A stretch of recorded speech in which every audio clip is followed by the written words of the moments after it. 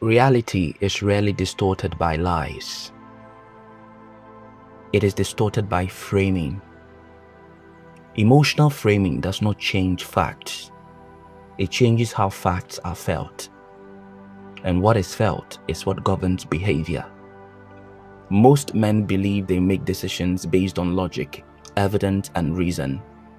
In practice, decisions are filtered through emotional context long before logic is consulted. This is not weakness. This is how the human nervous system works. Emotional framing determines whether a situation feels safe or threatening, fair or unfair, reasonable or cruel. Once a frame is established, facts are interpreted through it. This is how reality becomes distorted without anyone lying. If a boundary is framed as selfish, the man hesitates. If resistance is framed as aggression, he retreats. If disagreement is framed as harm, he softens his stance. The fact remains the same. The meaning shifts. Emotional framing is powerful because it operates pre-consciously. A man reacts before he thinks. His body responds before his mind assesses. This is why emotional framing is more effective than argument. You can debate facts, but you cannot easily debate feelings once they are activated. Men are especially vulnerable to emotional framing because they are often conditioned to regulate environment rather than challenge them. From early life, many boys learn that emotional disruption must be resolved quickly. When emotions rise, they move to calm them. Emotional framing exploits this reflex. Instead of confronting an issue directly, the system frames the emotional response to the issue as the real problem. The man is no longer addressing reality, he is addressing the atmosphere. A man starts managing feelings instead of truth. This is the core of reality distortion. A man may say something accurate, but is told was said the wrong way.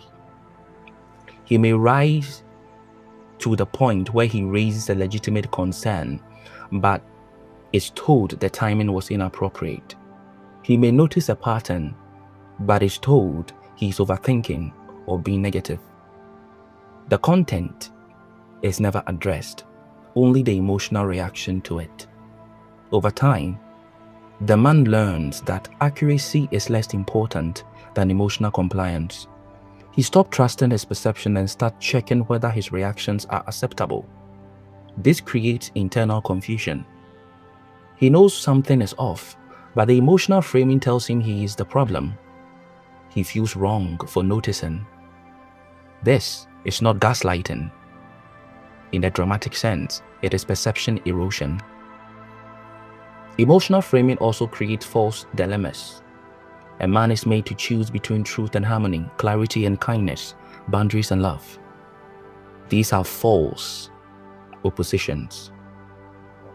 But once framing emotional is done, and you are able to frame things emotionally, they feel real. A man chooses harmony and believes he has chosen maturity. He chooses silence and believes he has chosen peace. In reality, he has chosen disorientation. The longer emotional framing operates unchecked, the more distorted reality becomes. The more the man begins to narrate his own experience through borrowed language.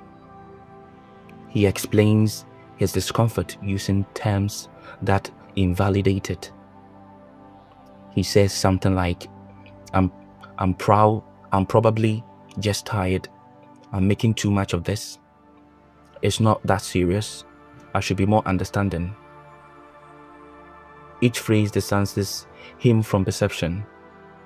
This is why emotional framing is so effective. It recruits the man into policing himself. A sovereign man does not react defensively to emotional framing. He slows down. He separates feelings from facts. Then he starts asking, what exactly is being framed right now? What emotion is being activated? What behavior is being discouraged? What truth is being bypassed?